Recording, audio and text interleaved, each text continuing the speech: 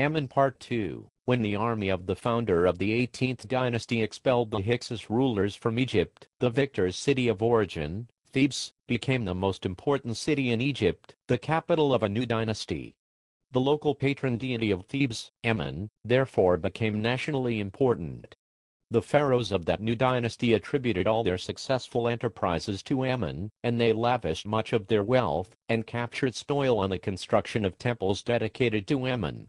The cultural advances achieved by the pharaohs of this dynasty brought Egypt into a cultural renaissance, restoring trade and advancing architectural design to a level that would not be achieved by any other culture for 1,000 years, as the Egyptians considered themselves oppressed during the period of the Hyksos rule. The victory accomplished by pharaohs worshipping Amun was seen as a champion of the less fortunate.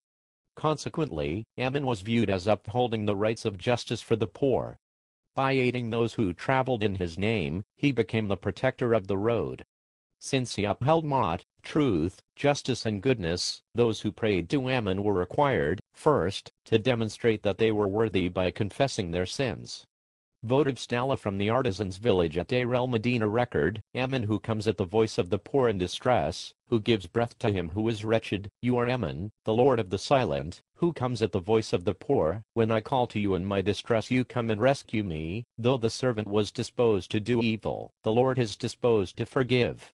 The Lord of Thebes spends not a whole day in anger, his wrath passes in a moment, none remains. His breath comes back to us in mercy. May your Ka be kind, may you forgive, it shall not happen again. Much later, because of the evidence of the adoration given to Amun in many regions during the height of his cult, Greek travelers to Egypt would report that Amun they determined to be the ruler of the Egyptian pantheon was similar to the leader of the classical Greek pantheon, Zeus, and therefore they became identified by the Greeks as the same deity. Likewise, Amun's consort Mut became associated by these Greeks with Zeus's consort in the classical pantheon. Praises of Amun stelae are strikingly similar in language to those later used in the reign of Akhenaten, in particular the hymn to the Aten, when thou crossest the sky, all faces behold thee, but when thou departest, thou art hidden from their faces. When thou settest in the western mountain, then they sleep in the manner of death, the fashioner of that which the soil produces, a mother of profit to gods and men, a patient craftsman, greatly wearying himself as their maker, valiant herdsman, driving his cattle, their refuge in the making of their living, the sole Lord, who reaches the end of the lands every day, as one who sees them that tread thereon, every land chatters at his rising every day, in order to praise him. Subsequently, when Egypt conquered Cush, they identified the chief deity of the Cushites as Amun. This Cush deity was depicted as ram-headed, more specifically a woolly ram with curved horns, so Amun became associated with the ram.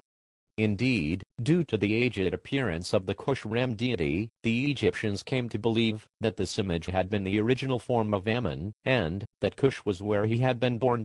Since rams were considered a symbol of virility due to their rutting behavior, Amun also became thought of as a fertility deity, and so started to absorb the identity of Min, becoming Amunman.